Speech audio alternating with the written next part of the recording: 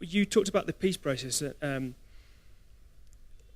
It's obviously the political issue of the day.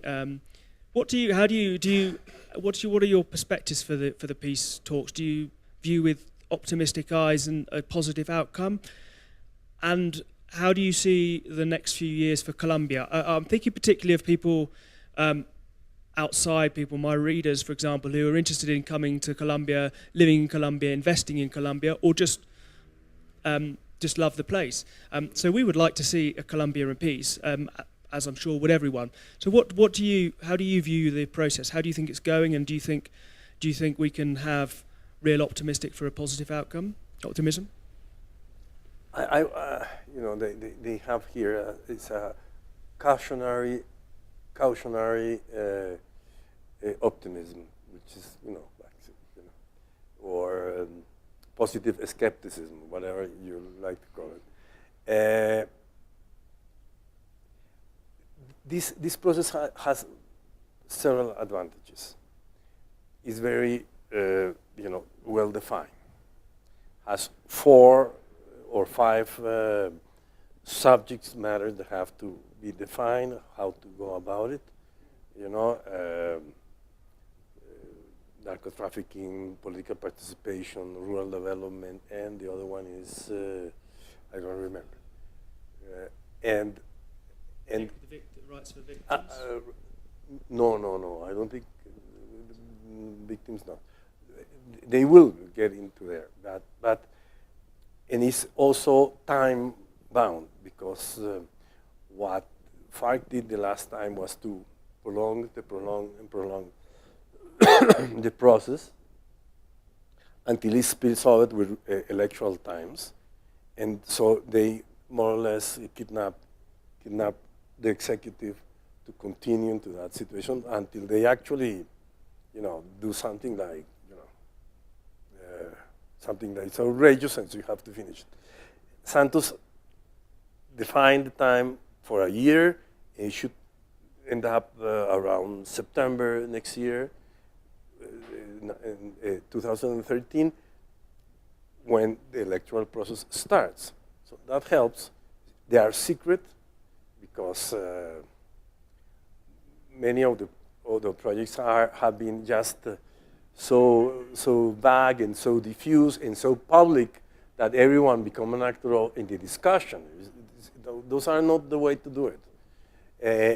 And it's done in Cuba, and it's private, they don't talk to the press. So that helps the process to advance, and it's time defined. So I'm optimistic in that regard. Now, what would the so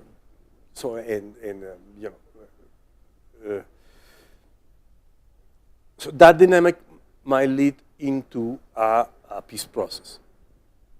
Colombia has had peace processes one every 4 years for the last 50 years. But I'm optimistic that this could be better. And also because there are much better military control of the government and military control, so they have a pressure, the fact to come out with some solutions, and they cannot lose more credibility. We measured the credibility and the guerrillas and the paramilitaries, and it just dropped to 0. Okay, and but that would be good to make a peace process, and also they are addressing things that are very important, rural development. We talk about rural development and education and clientelism and all that. So they will have to come out with something. And I'm optimistic also in the field of narco trafficking, because Santos was very aggressive in proposing to the OAS, the Pan American States Organization, to come out with a different policy that should be on in December.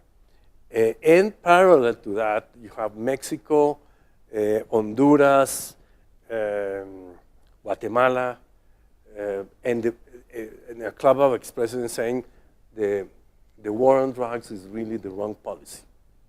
So if you are able to replicate in Colombia the programs that you have, if you are able to take the business out of drug consumption, and the state takes care of that, like, for example, it has done for a century or so with morphine.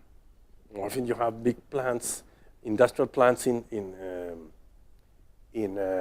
India, and they get distributed to you when you are very sick and through hospitals, and the rate of mortality and addiction is maybe 20 doctors every year versus millions of people. So if you take, so that will be, so the problem of rural development, the land ownership, will be very important to finish up the rural problem in Colombia. Because Colombia, in England, you make the big transformation between rural and urban in a 200 period process, 200 century, 2 centuries process. Those are 8 generations. Okay? In Colombia, we're doing it in 3 generations. So the amount of compression that you have is that everyone has relationship with the rural world, the peasant world. Not only rural, but peasant, which is a very specific. Among other people, Eric Hausbaum says that peasantry is going to disappear, is disappearing. And he was here in Colombia watching that process going on. So if Colombia is able to resolve what to do with the countryside and develop it and make it wealthy and produce with a high productivity and all that, with very few people left there, because actually now you have in the 1930s we were 70% rural, 30% urban. So that's what we're doing in these 75 years, 3 generations. We are now in a situation that is 80% urban, 20% rural. And maybe less. And it has accelerated with the displacement very dramatically. And half of them, they are not peasants. They are drivers, mechanics, teachers, whatever, but they are not peasants. And so Colombia has to come to bring to an end the great transformation. And this could be the opportunity. And the problem in Colombia is that this is the place that we neglected. We had in the 60s the opportunity to make a big rural reform. It was going on, and the conservatives stopped that. And to protect their interests, and the narco-trafficking took care of the conservatives. So this is an opportunity, but you need to have the political system, because you won't be able to implement the solutions if you are in the same situation.